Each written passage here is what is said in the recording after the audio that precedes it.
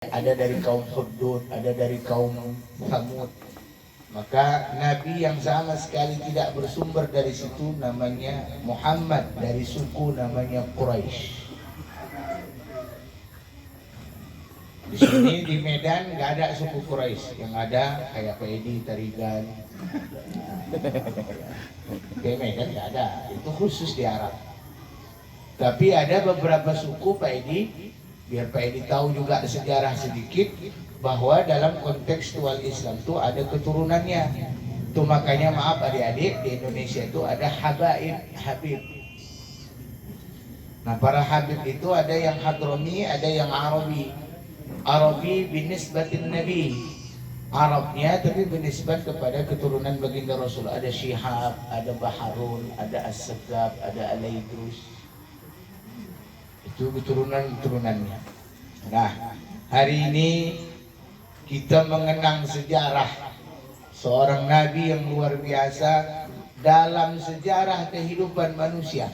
Sampai-sampai dikatakan dalam riwayat Allah tak akan menciptakan langit dan bumi sebelum adanya nur manusia termulia ini, namanya Muhammad sallallahu alaihi wasallam. Makanya alhamdulillah hari ini kita merayakan Maulid.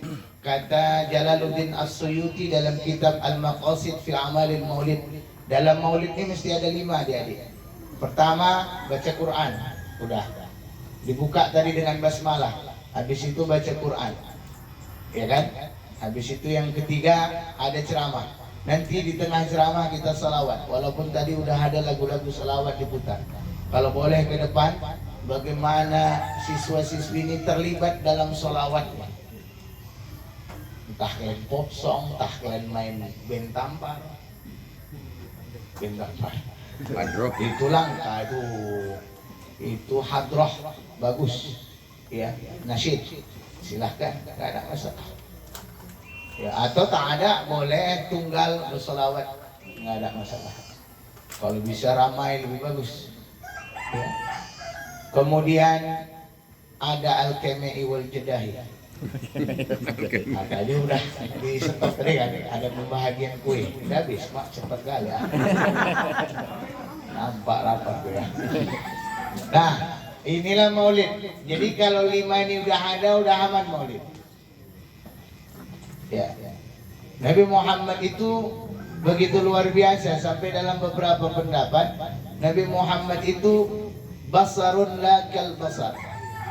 Nabi Muhammad itu manusia biasa, Pak. Para nabi, para rasul itu hakikatnya manusia biasa. Tapi ada kelebihan yang kita tak punya sebagaimana mereka punya. Contoh, Nabi Adam itu menjadi luar biasa karena dia dilahirkan tanpa ayah, tanpa ibu. Dia ada karena Tuhan berkehendak. Ada kalian yang lahir nggak ada ayah mama tuh, karena ada. Kalian semuanya brojol.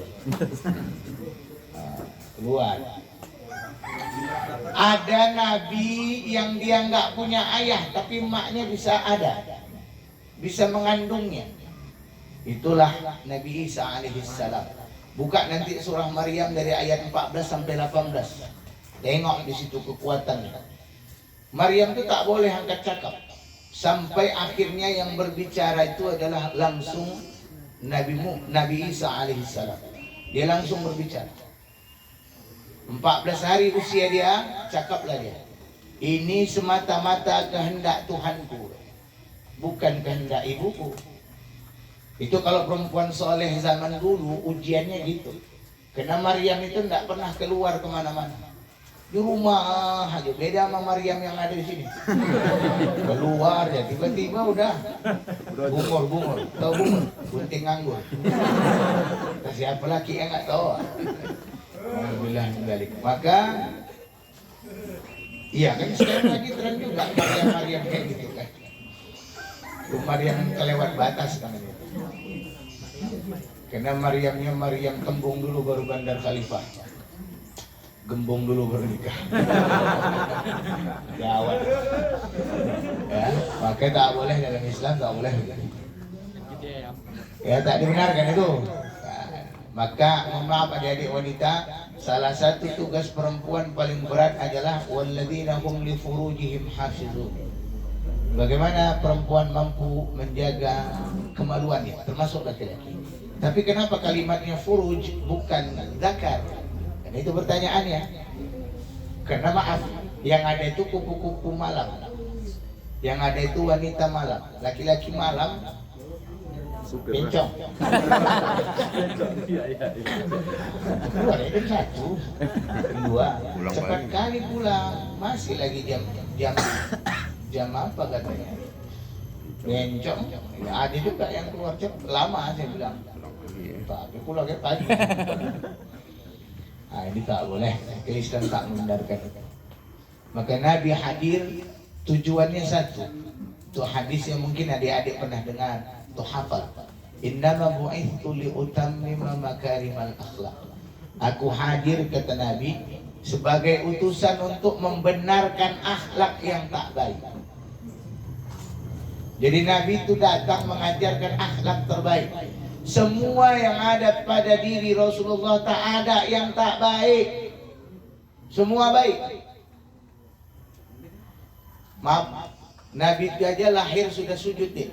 Boleh buka kitab judulnya Sirah Nabawiyah, pengarangnya Syekh Saifur Rahman Al-Mubarakfuri.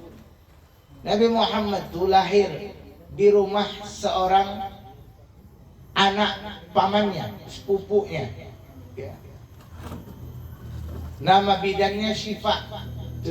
Kenapa banyak nama rumah sakit itu Syifa? Bidan Nabi Muhammad. Nah, nama bidan Nabi Muhammad itu Syifa. Itu yang nampak. Tapi ada dua perempuan mulia yang didatangkan Allah ruhnya. Waja'a lailatu maulidihi Asyiyatu wa Maryama.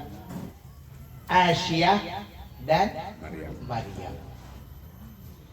Dua roh perempuan mulia ini dihadirkan Allah ketika Aminah akan melahirkannya. Makanya maaf adik-adik, Nabi Muhammad itu lahir,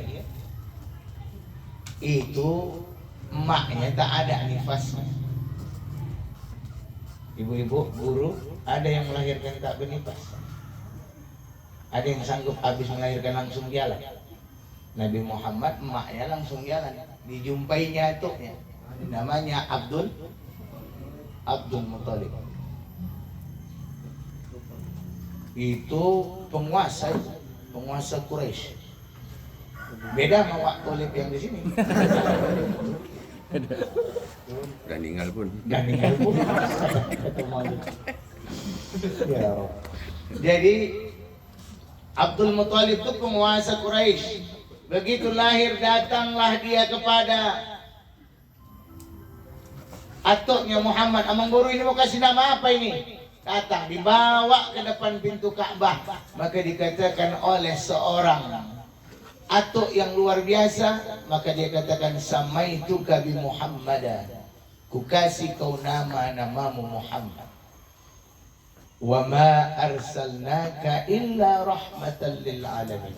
Tidaklah Muhammad itu kata Allah diutus kecuali sebagai pembawa nilai-nilai kebaikan-kebaikan untuk semesta alam. Maka apa doa atuknya dikabulkan Allah.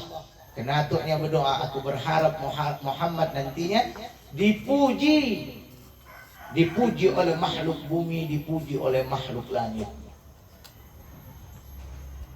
Karena ada namanya puji, itu nama aja. Dipuji belum tentu. Tapi Muhammad nggak usah kalian berbohong. Minimal dalam sholat kalian ada memuji Nabi. Apalagi pujian di luar sholat. Ini muallim ikut nih, Maulid Arba'in. Ada beberapa kali ketemu kami. Maulid 40 malam di Kota Galang itu. Full. Ada yang ikut Maulid Arba'in? Nggak ada? Ada. Ikut, alhamdulillah ada. Full, udah khidmat belum? Khidmat 40 malam, paten. Yang lain kemana aja? Nongkrong kedai kopi. Atau main slot. Berhenti judi ini. Dan terus tahu lah, yang pikir apa? Saya kerja di kepolisian, maka saya tahu kasus-kasus judi yang lagi meningkat, apa narkoba. Kemarin kita melaksanakan pembakaran barang bukti narkoba, sakit leher kita Pak. Kita berdiri aja pun kena asapnya tak tahan. Oh yang juga, saya baca doa. Itu udah dibakar sebagian. Karena di akhir saya baca doa. Oh yang juga, mabuk juga aku mati asap. Itu asapnya ya. Gimana pula orang yang memakainya? Jadi Nabi Muhammad itu luar biasa. Basarun lakal basar. Lahirnya dalam hadis dikatakan Nabi Muhammad itu lahir menjelang subuh. Dari mulai Makkah sampai negeri Syam itu terang benderang, macam kayak gini. Padahal udaranya belum pagi, menjelang pagi, masih malam. Tapi beginilah terangnya. Itu ketika Muhammad lahir. Tapi kata Ummu Salamah, ketika baginda Rasulullah wafat, padahal wafatnya waktu duha, dari Makkah sampai Syam itu gelap bagaikan malam. Ada kalian yang wafat begitu, lahir malam langsung terang. Oh, paten kali kalian. Berarti kalian ada nabi berikutnya. Nabi Roh. Cuma aku. Ya aku ngaku aja nggak benar mesti tutup-tutupi. Tapi tak ada nabi sesudah Nabi Muhammad. Karena Nabi Muhammad itu adalah Khatamul Anbiya, penutup para nabi. Jadi kalau ada sekarang nabi-nabi yang mengaku dirinya nabi, tiba-tiba muncul ada nabi-nabi palsu, itulah yang disebut dengan nabi rong. Ya, itu bobongak, itu bohong. Tak ada lagi nabi sudah Muhammad selesai. Ya, setelah habis Nabi Muhammad tak ada. Ya. Mungkin Nabi Muhammad itu basarun lakal basar. Lahirnya saja sudah berbeda. Ada yang kedua yang membuat Nabi berbeda adik-adik. Dia lahir ada 3 pendapat Pak. Tapi yang paling kuat pendapatnya, banyak ulama menukilkan Nabi Muhammad itu lahir sudah terkhitan. Ada yang bilang Nabi Muhammad lahir terkhitan usia 7 hari. Ada yang mengatakan Nabi Muhammad dikhitan ketika dibelah dadanya, ketika ia ada di tangan Halimatus Sa'diyah, baru dia dikhitan. Tapi jumhur lebih banyak mengatakan dia terkhitan. Maka maaf adik-adik, kalau ada di antara kalian yang laki-laki lahir sudah seperti terkhitan, lazimnya secara ilmu psikologi kesehatan Pak, itu anaknya pintar, IQ-nya cerdas. Ada? Nggak usah kalian tengok, ada Pak. Saya bilang ketika kalian dilahirkan, kalau kalian ada dilahirkan seperti itu, otaknya cerdas. Saya punya tetangga Pak yang begitu. Alhamdulillah hari ini beliau bekerja pada salah satu perusahaan asing dalam pengeboman batubara. Memang maknya bilang ini anak kritis dari kecil. Kritis artinya apa? Suka mengkoreksi, bijak dalam berbicara, cerdas. Memang pintar anaknya. Sampai sekarang kerjaannya pada perusahaan-perusahaan asing dalam pengeboman. Alhamdulillah. Berarti ini baik. Udah kemari aja heboh kali kalian. Kan kalau ada cewek yang masuk senang. Mari. Ya, ini undangan. Adik-adik kita baru hadir. Ya. Jadi khitan. Makanya maaf adik-adik, bagi kita sunnah khitan. Dan itu dalam pendapat Imam Syafi'i bukan lagi sunnah, wajib. Wajib khitan. Tapi kalau dalam beberapa pendapat yang lain ada yang mengatakan sunnah muakkadah. Ya. Perempuan khitan. Ternyata maaf, perempuan pun hormat, dihormati perempuan kalau dia terkhitan. Nanti kalian calon ibu-ibu, kalau punya anak perempuan cari yang bisa mengkhitan. Apa harus Ustaz? Walaupun berbeda pendapat ulama, ada ulama mengatakan tak perlu dikhitan. Boleh tak dikhitan perempuan, tapi bagi perempuan yang khitan bagus. Kebetulan Pak, saya dulu pernah belajar langsung dengan salah seorang ulama dari Mesir, namanya Profesor Dr. Ahmad Muhammad Abdul Wafa. Kebetulan beliau mengajar di kelas saya. Dulu saya masih kayak kalian, nyantren. Saya pernah bertanya langsung kepada beliau. Saya tanya, mal farqu bainal mar'atu tukhtan wala tukhtan, dalam bahasa Arab. Terjemahannya ada di bawah. Artinya, apa beda perempuan dikhitan dengan tak dikhitan? Ternyata salah satunya psikologisnya. Perempuan dikhitan salah satunya mampu menahan nafsu. Perempuan tak terkhitan agak sulit menahan nafsu. Oh, ternyata itu salah satu fadilah. Maka mohon maaf, khitan itu wajib. Dalam pandangan Imam Syafi'i wajib ini. Laki-laki wajib khitan. Maka Nabi pun khitan. Bahkan terlahir sudah terkhitan. Apalagi yang membuat Nabi Muhammad itu berbeda. Nabi Muhammad kan Nabi sallallahu alaihi wasallam laisa lahu fi hayatihi al-ihtilam. Nabi Muhammad tidak pernah mimpi basah deh. Ya anak laki-laki, ku tengok muka kalian belum, enggak ada lagi yang belum mimpi basah, udah semua ini. Alah baik aja ceritanya. Belum. Hubungan aja lah. Bukan ngompol lain lagi ceritanya. Jadi mimpi basah itu tak pernah Nabi hadapi. Kenapa? Dijaga. Para Nabi itu tak pernah bermimpi basah. Tak pernah. Lalu Nabi Muhammad SAW tak pernah dihinggap lalat. Nggak ada lalat yang mau dekat sama dia. Nengok muka kita lalat itu senang. Banyak tainya.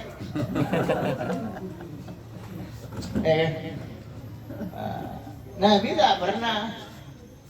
Nabi tak pernah dihinggap lalat. Nabi kalau berjalan tak ada binatang yang lari. Binatang tuh diam aja, tak ada yang ketakutan. Coba kalian kalau masuk ke kandang ayam, ayam berlarian. Karena nengok muka-muka kalian rajin juga ngambil ayam. Ini bukan anak sini, anak tempat lain. Anak sini insya Allah tak jauh beda cuma. Ya kadang-kadang kita nengok ayam, pengen kita ambil. Nabi ayam, kambing, lembu, unta, segala macam, bahkan hewan yang buas pun kalau Nabi lewat tak ada yang lari, mereka tenang aja, tak ada yang merasa dijauhi. Itu hebatnya Nabi. Kemudian Nabi Muhammad SAW ini di mana dia hadir, di situ awan menyelimutinya. Kalian pernah jalan rupanya awan ikut di atas? Nggak usah kalian samakan Nabi dengan Dragon Ball. Kalian kadang-kadang itulah, kebanyakan nonton film kartun suka kali menyamakan Dragon Ball lah Ustaz. Dragon Ball di atas awan, itu film kartun. Ya. Tapi Nabi Muhammad di mana ia berada, awan di atasnya berjalan supaya dia tak terasa panas. Nanti kalau rezeki kalian lapang, luas, ada rezeki banyak, sampai kalian ke Madinah, saya kasih tahu di Madinah itu ada satu masjid namanya Masjid Ghamamah. Masjid Ghamamah itu dulu Nabi sholat Id di situ, Pak. Dulu Nabi sholat Id di situ karena saking panasnya tiba-tiba awan menutupi Nabi dan seluruh jemaah. Maka masjid itu sekarang sebagai tanda catnya warna hitam, menandakan di situ Nabi pernah sholat sehingga dicat hitam supaya tidak panas. Nabi Muhammad itu lahir, alhamdulillah, ayahnya udah tak ada. Saya mau tanya, siapa kalian yang udah tak ada ayahnya? Ada lagi? Iya. Jaga mak kalian bagus-bagus. Ada pesan Nabi yang begitu indah. Kata Nabi apa? Perhatikan ini. Ada 3 jihad utama, walaupun banyak bentuk jihad yang lain. Amal ini paling besar dan dicintai oleh Allah Subhanahu wa taala. Pertama adik-adik, as-salatu ala waqtiha. Salat. Kalian udah mulai nanggung dosa dan pahala masing-masing. Salatlah. Mandinya sebelum Anda disolatkan. Kalian gak usah sok paten, gak pernah ke masjid, sekali datang ke masjid tiba-tiba ngambil posisi imam kan. Imam kalian suruh di belakang kalian. Tapi kalian udah gak bisa ngapa-ngapain. Udah kebujur kaku. Ya imam mana boleh di depan jenazah. Imam kan harus di belakang jenazah. Itu udah sok patennya itu kan. Udah tak pernah ke masjid, sekali datang mau mati aja. Udah mati baru datang ke masjid. Sampai masjid diambilnya posisi imam. Imam suruhnya enggak. Imam tadi pun tak kenal sama dia. Ini jenazah siapa? Wak lokot. Mohon maaf kalau ada kesamaan nama. Ya, wah ini kan tak pernah ke masjid. Ini tua aja kerja ini. Ya, mati kita, kata dia. Ini bulan anak sholat kan? Alah. Tapi apa boleh buat? Dah sampai masjid. Nabi Muhammad masih dalam kandungan ayahnya sudah tiada. Maka Nabi itu begitu hormat sama orang tua. Sampai Nabi katakan, saking dia menghormati kalian yang mungkin nanti sudah berpisah dengan orang tua, Nabi itu begitu menghormati sampai Nabi katakan, ana wa kafilul yatim fil jannah hakada. Aku dengan anak yatim itu macam ini nanti di surga. Dengan orang yang memelihara anak yatim macam gini lah. Jari telunjuk sama jari tengahnya dirapatkan begini. Berarti orang yang menjaga anak yatim, orang yang memelihara anak yatim dekat dengan Rasulullah. Rasulullah itu anak yatim. Saya yatim piatu. Mak saya udah tak ada, ayah saya sudah tak ada. Makanya adik-adik perempuan kalau masih ada ayah, sayangi dia. Karena mohon maaf Pak, kita kebiasaannya laki-laki ini cenderung lebih sayang. Bukan berarti anak laki-laki kita tak sayang.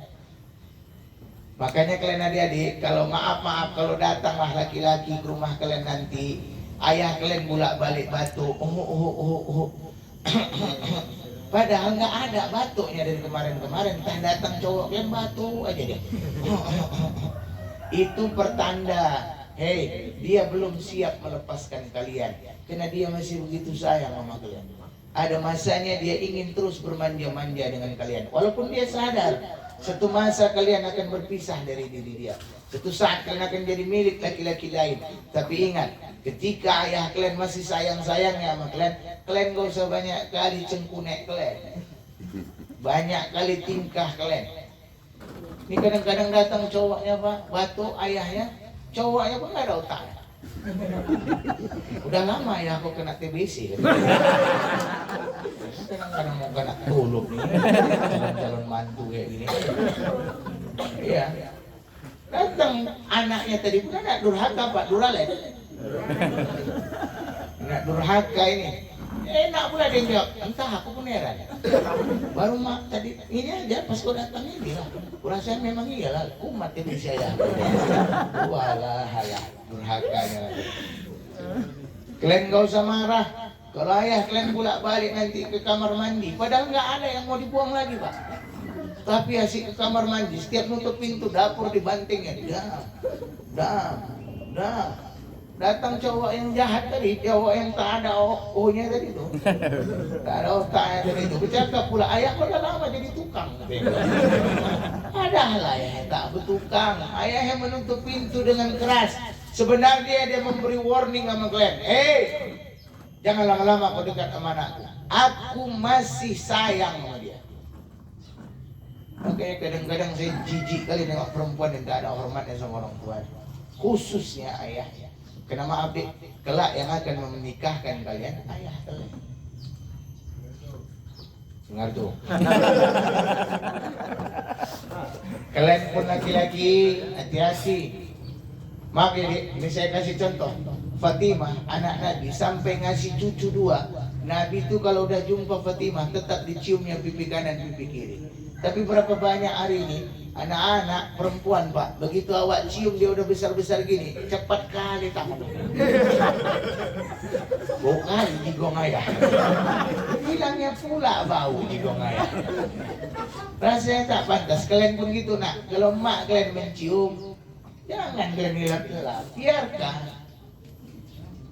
Itu Fatimah sampai udah ngasih cucu aja. Nabi begitulah sayangnya sama dia. Sampai saking sayangnya, coba buka nanti kitab sejarah kalau tidak percaya. Nabi Muhammad itu begitu dia meninggal dunia, apa yang dibisikkannya sama Fatimah? Fatimah, nanti hulu balang kaum perempuan masuk ke dalam surga kaulah. Kaulah yang memimpin kaum perempuan masuk ke dalam surganya Allah. Fatimah, di antara keluargaku yang kelak akan bertemu denganku pertama kali di surga itu kau. Fatimah, nanti sesudah aku meninggal nih, 6 bulan kemudian kaulah yang nyusul. Maka yang buka sejarah, setelah Rasul wafat, maka 6 bulan kemudian Fatimah Zahra pun meninggal dunia. Fatimah itu sayang kali sama Rasul, Rasul pun sayang kali sama dia. Makanya proses bagaimana laki-laki yang meminang Fatimah itu banyak, Pak. Banyak, Dik. Fatimah itu pertama mau dipinang sama Abu Bakar, mau dipinang lagi sama Umar. Ali bin Abi Thalib itu diam aja, Pak. Kenapa? Karena Ali sadar dia tak seperti mereka. Mereka itu punya harta. Jadi Ali itu diam aja. Walaupun Ali itu dikatakan Nabi, ana babul ilmi wa aliyun nafizatuha. Aku ini pintu ilmu, jendelanya ilmu itu Ali bin Abi Thalib. Tapi Ali sadar secara harta dia enggak ada. Dia diam. Sampai akhirnya keluarlah puitis-puitisnya Ali. Maka Aisyah pun mau, maka Fatimah pun mau dengan dia. Bismillah, dari anak mereka berdua lah Hasan dan Husain, keturunan Nabi itu ada sampai sekarang. Ya, Hasan dan Husain. Tapi ada nama ini, Pak. Makanya kadang-kadang nggak tahu aku doa orang tuanya macam mana. Makanya maaf adik-adik, kalian perlu tahu doa orang tua kalian terhadap pemberi nama kalian itu bagus nggak? Tujuannya apa? Boleh ditanya. Ya. Namanya kadang-kadang baik tapi tingkahnya tak baik. Wicaksono, bijaksananya pun tak ada. Pau aja yang udah ada. Ada yang begitu, tapi maka mohon maaf. Maka itu doa, maka Nabi Muhammad sallallahu alaihi wasallam itu dengan Fatimah tuh banyak kali yang terbaik di tesnya Fatimah tuh dengan keimanannya. Sampai hari ini baju Fatimah yang cumpang-camping tuh yang bolak-balik dijahit oleh tangan Nabi langsung itu masih ada di Topkapi di Turki. Jadi kalau orang ke Turki sampai ke sana bisa lihat bajunya Fatimah Zahra. Baju kalian kadang-kadang jijik aku nengok kalian itu itulah. Dibelikan baju banyak kali protes. Belikan baju raya protes. Kok besar kali, Mak? Emak kalian belikan daster pun nggak pernah. Itu makanya gak usah muncung kalian lancip kali. Happy Mother's Day, Happy Mother's Day. Selamat Hari Ibu, Selamat Hari Ibu. Nyuci piring aja mungkin malas. Tapi kalau mengucapkan Happy Mother's Day, ya aku kali kalian. Makanya kalau memang kita berkhidmat sama orang tua, khidmatlah bagus-bagus. Maaf adik-adik, orang tua kita sudah cukup capek. Maka kenapa Nabi katakan orang yang memiliki pahala terbesar kedua dan Allah senang dengan apa yang dia lakukan terhadap ini. Yang kedua itu adalah birrul walidain. Berbaktilah kalian sama ayah, mak. Adik-adik yang sudah tidak punya ayah, mak kalian lah sekarang ladang amal. Yang masih punya dua-dua, dialah ladang amal kalian. Kalau ada di antara kalian yang piatu, ayah kalian lah ladang amal kalian. Ladang amal dalam kemaknaan apa? Berbakti. Maaf, itu kenapa dalam kitab 100 dosa besar dia masuk pada posisi 5 besar teratas. Dosa besar diantaranya yang dilakukan oleh umat Muhammad ini banyak hari ini adalah durhaka pada orang tua. Maaf, orang mabuk, orang main judi, orang berzina, orang buat dosa apapun selain dosa pada orang tua, mungkin saja balasannya tidak di dunia, nanti dia dapat di akhirat. Tapi kalau yang berbau dengan orang tua, hati-hati dia. Dunia dapat, akhirat dapat. Maaf Pak, saya kasih contoh. Saya tak sebut nama, tak sebut merek. Saya punya teman, dulu sama mengajar Pak. Tapi memang orang tuanya tak pernah ikhlas dengan apa yang dipilihnya. Keluar sumpah orang tuanya. Hati-hati kalian, mak ayah kalian tuh sumpahnya bahaya. Apa kata emaknya? Doakan ada anak lo sampai hari ini Pak. Padahal setelah periksa sampai cek ke Malaysia, sampai cek kemana-mana, mereka itu insya Allah secara kesehatan sehat. Udah iklan itu iklan. Singkat iklan. Kalau itu masih iklan. Macam TV kan ada iklan. Ada saja. Ada iklan. Yang perlu iklan dalam hidup. Banyak tegang balik. Baik. Balik kita. Tak ada sampai hari ini keturunan. Setelah ditelaah punya telaah, ternyata dia teringat dulu ayah, dulu mak yang pernah berkata gitu. Saya bilang masa berganti, zaman berganti, udah masanya kalian datangilah baik-baik. Mudah-mudahan ridho ayah mak kalian. Dengan izin Allah dia minta maaf. Dengan izin Allah pula berobat ke Malaysia melalui program bayi tabung. Barulah diizinkan Allah, Pak. Pakai program bayi tabung itu bukan murah. Baru ada rezeki diberi Allah anak setelah sekian puluh tahun. Ya. Makanya kalian gak usah banyak kali dengar lagu mandul, gak usah. 10 tahun belum ada apa-apanya. 10 tahun Nabi Ibrahim 80 tahun tak punya anak. Sekali dia menikah dengan Hajar, disuruh Sarah, lahirlah Ismail. Makanya adik-adik, ayah emak itu pintu surga kita. Makanya apa kata Ali bin Abi Thalib? Kata Ali bin Abi Thalib, hei, kalau kau tak bisa membuat ayah emakmu tersenyum, jangan buat dia menangis. Maaf Pak, saya melihat kasus narkoba itu.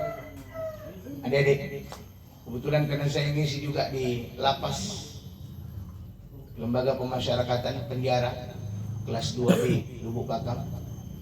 Kadang khutbah Jumat, kadang pengajian. Saya masuk ke dalam dengan anak-anak sekolah yang masih kuliah SMA kelas 3. Sedih rasanya. Apa boleh buat? Tapi dia sendiri yang berbuat. Maka kalian kalau mau berbuat yang aneh-aneh, sebelum kalian buat, bayangkan wajah mak ayah kalian hadir dalam pandangan kalian, supaya kalian tak aneh-aneh. Kedua, bayangkan tentang kematian. Karena kematian itu datang kapan saja dan di mana saja. Ini bolak-balik saya bilang, kalau orang udah mati, mana ada cerita cari tempat. Ya, di mana mati ya situ mati. Dan dia nggak pandang usia. Jangan kalian pikir mualim duluan, belum tentu. Belum tentu. Entahnya kalian duluan. Entah siapalah kita duluan, mana ada yang tahu.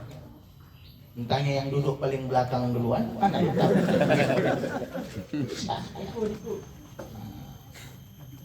Maka kalau sudah cerita mati, dia nggak pakai absen deh. Bukan macam kita berada di kelas pakai absen. Anto, Ani, Ali, ya kan? Baby, Cynthia, Cinta, nggak ada.